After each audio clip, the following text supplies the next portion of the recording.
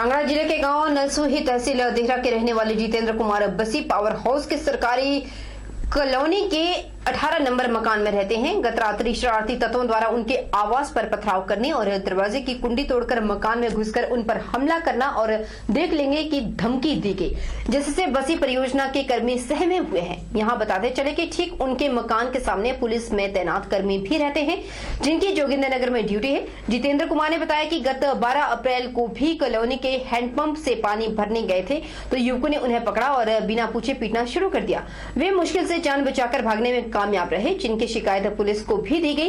गत रात्रि करीब 10:30 बजे उनके मकान पर पथराव और कुंडी तोड़कर अंदर घुसकर उन पर हमला किया गया। शोर मचाने पर कॉलोनी के अन्य लोग बाहर निकले तो वे भाग निकले। वहीं परियोजना के रेजिडेंट इंजीनियर सूरज ठाकुर ने बताया कि शिकायत बसी पुलिस चौकी में दर्ज करवा दी गई है। कॉलोनी की गश्त में 2 गार्डों की तैनाती भी कर दी गई, जो पूरी रात अपनी सेवाएं देंगे। पुलिस ने मामला दर्ज कर आगामी कार्रवाई शुरू कर दी। मैंने उसकी जो कंप्लेंट है वो पुलिस चौकी बसी में दर्ज करवाई है। तो उसके बाद जो है कल 24 तारीख को मैं अपने कमरे में सोया हुआ था और कोई अज्ञात आदमी उन्होंने बाहर से आवाज़ लगाई कि प्रधान साहब दरवाज़ा खोलो, प्रधान साहब। और मैं जैसे अपने बिस्तर से 10:30 बजे उठा और मैंने अंदर का दरवाज़ा खोला और जैसे जाली वाला दरवाज़ा खोला, देखा 2 आदमी अंदर खड़े हैं और उन्होंने जो बाहर का मेन दरवाज़ा वो तोड़ दिया और उन्होंने मेरे ऊपर जो जानलेवा हमला कर दिया। तो हम प्रशासन से मांग करते हैं कि इस तरह के अगर अटैक हमारे ऊपर होते रहे तो हमारी जो है कोई सोशल सिक्योरिटी है जो है उसका ख्याल रखा जाए। हमारी एसेंशियल सर्विस हम दिन रात अपनी सेवाएं इस सरकार को दे रहे हैं।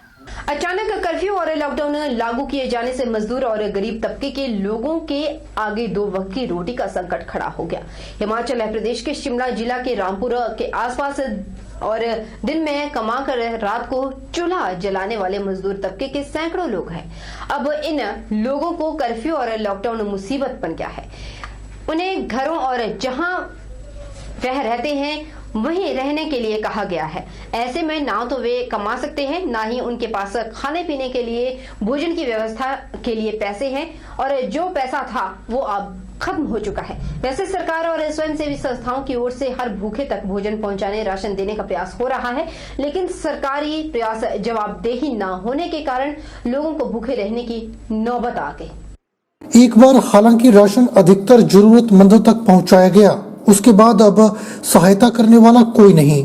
बेबस लोग सरकार द्वारा दिए गए हेल्पलाइन नंबरों से भी संपर्क करने की कोशिश कर रहे हैं, लेकिन उन्हें जल्द राशन पहुंचाए जाने के आश्वासन ही मिल रहे हैं। ऐसे में कई परिवार एक टाइम का भोजन खाकर गुजारा कर रहे हैं।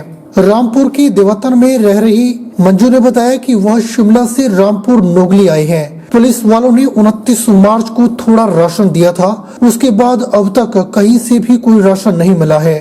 सरकार द्वारा दिए गए हेल्पलाइन नंबरों पर वे लगातार संपर्क कर रहे हैं, लेकिन उन्हें आश्वासन ही मिल रहा है। हमारे को यहाँ पे पुलिस वालों ने एक ही बार राशन दिया 1 महीने में, वो भी मार्च की 29 तारीख को। आज तक हमारे को 24 अप्रैल हो गया लेकिन राशन नहीं मिला हुआ है। तो आपने फोन नहीं किया? फोन किया सर, हमारे को नंबर देते हैं लेकिन हमारे को राशन नहीं लाते, रोज नया नंबर देते हैं। गरीब आदमी घूम फिर के खाते, गाँव में जाने देते लोग पत्थर मारते हमारे को और राशन पानी से भूखे 8 तारीख से दे दिए गए थे। 5-5 किलो राशन दिया, उसमें हमारा कोई गुजारा नहीं चला। 4-4 आदमी खाने वाले जी अब भूखे प्यासे मर रहे, हमारे को कोई सहायता नहीं। बोल रही थी सरकार के हम देंगे और दिया नहीं सरकार। सुन्नी से कमाने खाने के लिए यहाँ पर आए थे और लॉकडाउन की वजह से हम यहीं पे फंस के रह गए और हमारे को 7 अप्रैल को हमें राशन मिला था। उसके बाद हमारी कोई भी नहीं सुन रहा। राशन वालों को फोन भी करते हैं, वो भी नहीं हमारी बात सुनते। वो भी बोलते कभी आ जाएंगे कभी कल आएंगे। लॉकडाउन में सबसे अधिक भिखारी, अपंग और बाबों को हुई है, क्योंकि यह दूसरों पर आश्रित थे। सामान्य स्थिति में यह लोग ढाबे में खाना खा लेते थे और उपलब्ध भी हो जाता था, लेकिन लॉकडाउन में बैजनाथ के कुछ व्यापारियों द्वारा हेल्पिंग हैंड टीम 7 से 8 लोग उनके द्वारा लाइफलाइन बनाकर सामने आए।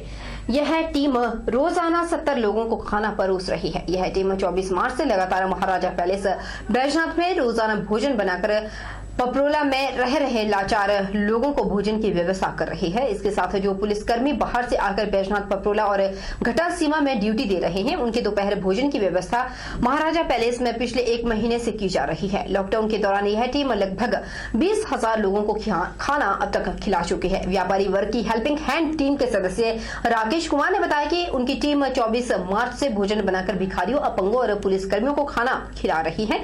जब तक लॉकडाउन रहेगा तब तक लोगों की सहायता करते रहेंगे।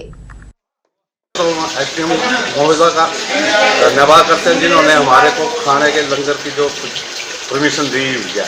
इसमें जो हम लगभग 1 महीना हो गया, कुछ हम जो यहाँ के 7-8 व्यापारी वर्ग है उन्होंने इकट्ठा जो है लंगर चलाया हुआ है।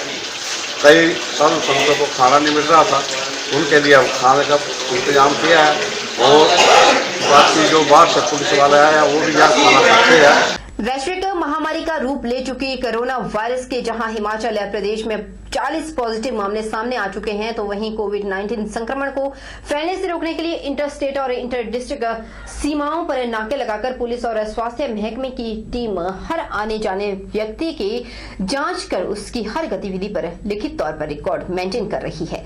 यही बात अगर हम जाहू की करें तो यहाँ 3 जिले बिलासपुर, हमीरपुर और मंडी जिला की सीमाएं लगती हैं और बिलासपुर और मंडी जिला में अभी तक एक भी कोरोना पॉजिटिव मामला सामने नहीं आया। उसके बाद यहाँ जिस तरह से हमीरपुर में 2 कोरोना पॉजिटिव मामले सामने आए हैं, यहां चौकसी बढ़ा दी गई, जिसके चलते यहां से गुजरने वाले हर व्यक्ति को पुलिस कर्मियों द्वारा पहले कर्फ्यू पास चेक कर स्वास्थ्य और आयुर्वेदा विभाग द्वारा थर्मल स्क्रीनिंग के बाद ही किसी जिले में जाने की अनुमति मिल रही है। इस बात की जानकारी देते हुए आयुर्वेदा विभाग के डॉक्टर का कहना है कि 3 जिलों की सीमा होने के चलते यहां आने जाने वालों पर पूरी नजर रखी जा रही है। जो भी उसमें पैसेंजर्स हैं, वेदर वो कोई ट्रांसपोर्ट की बड़ी गाड़ियां हैं या किसी की पर्सनल व्हीकल्स हैं, उन लोगों को यहाँ पे थर्मल स्क्रीनिंग की जा रही है। उसके बाद ही उन लोगों को आगे भेजा जा रहा है। या किसी के पास जैसे पुलिस डिपार्टमेंट भी है तो वो उनकी जो भी एंट्रीज हैं या पासेज हैं उनके पास वो चेक करने के बाद ही उनको थर्मल स्क्रीन करने के बाद ही उनको आगे भेजा जा रहा है। पूर्व पंचायत समिति झंडूता उपाध्यक्ष एवं पूर्व पंचायत प्रधान राजकुमार कौंडल ने कोविड-19 के चलते अपने स्वर्गीय पिता पूर्व प्रदेश सरकार में रहे मंत्री रिखीराम कौंडल की याद में 25,000 मास्क वितरित करने का लक्ष्य रखा है, जिसमें अभी तक एक झंडूता चुनाव क्षेत्र के विभिन्न पंचायतों और एकमात्र नगर पंचायत तलाई कस्बे में 18,000 के करीब मास्क लोगों तक घर घर जाकर बांटकर समाज सेवा में इस संकट की घड़ी में जुड़े हुए हैं। नगर पंचायत तलाई कस्बे में बाहरी राज्यों से प्रवासी और जरूरतमंद 7 दर्जन के करीब परिवारों को खाद्य सामग्री भी पिता की याद में बांटी गई। कोविड-19 खतरनाक बीमारी की वजह से पूरे देश में लॉकडाउन चला हुआ है, जिसकी वजह से लोगों को ग्रामीण स्तर पर सरकार द्वारा मास्क पहनना अनिवार्य किया गया, लेकिन उन्होंने एक मसीहा के रूप में चुनाव क्षेत्र की हर पंचायत में मास्क पहुंचाने का लक्ष्य निर्धारित किया। मैंने अपने पिता स्वर्गीय श्री रिखीराम कौंडल जी की यादगार में पूरे झंडूता विधानसभा क्षेत्र में 25,000 मास्क और सैनिटाइजर बांटने का लक्ष्य रखा हुआ है। अब तक मैं 18,000 मास्क झंडूता विधानसभा क्षेत्र में बांट चुका हूं। बाकी बचे हुए लक्ष्य को जल्दी पूरा करूंगा।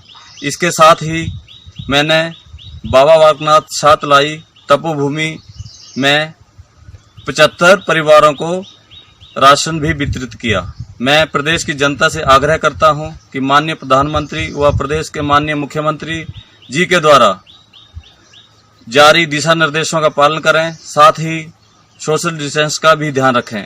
जिला बिलासपुर के स्वारघाट क्षेत्र में क्वारंटाइन किए गए 6 संदिग्ध लोगों के सैंपल आज टेस्ट के लिए आईजीएम से शिमला भेजे गए। यह जानकारी देते हुए डॉक्टर कुलदीप ने बताया कि स्वारघाट में क्वारंटाइन किए गए कुछ लोगों का पिछले 2-3 दिन से सर्दी जुकाम के मामले सामने आए थे, इसलिए इनके सभी के सैंपल लेकर टेस्टिंग के लिए भेजे गए हैं। सैंपल की रिपोर्ट आने पर ही पता चल पाएगा कि इनमें से कौन से लक्षण हैं।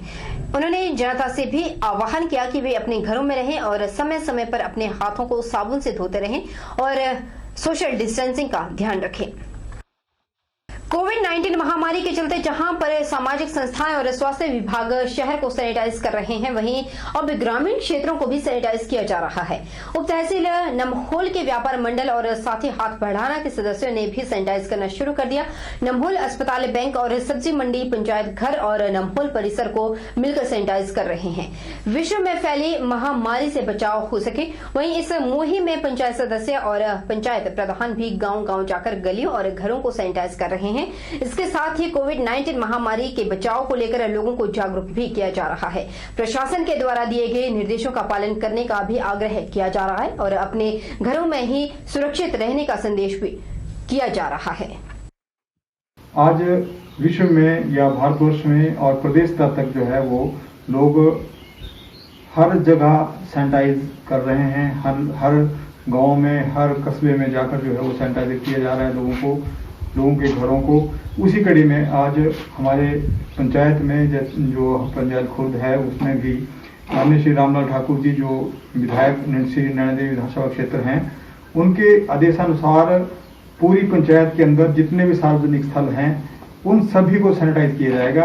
इसके लिए उन्होंने पंचायत लेवल पर हमारे ग्राम पंचायत के प्रधान, वार्ड मेंबर्स और जितने भी हमारे जो बीडीसी के सदस्य हैं वो भी साथ में हैं। और हम अभी गांव में गए थे, गाँवटा में हमने वहाँ पे सैनिटाइज किया गाँवटा गांव को। उसके बाद बाग गांव में आए और जितने भी सार्वजनिक स्थल थे वहाँ पे सभी स्थलों पे हमने सैनिटाइजर किया। कोविड-19 महामारी के चलते जहां पूरा जिला अस्पताल की सारी ओपीडी बंद कर दी गई है, वहीं सिर्फ सोशल डिस्टेंसिंग को ध्यान में रखते हुए इमरजेंसी के ट्रॉमा वार्ड में ही परिजनों, खासकर मरीजों का इलाज किया जा रहा है और परिजन दूर में ही रहते हैं।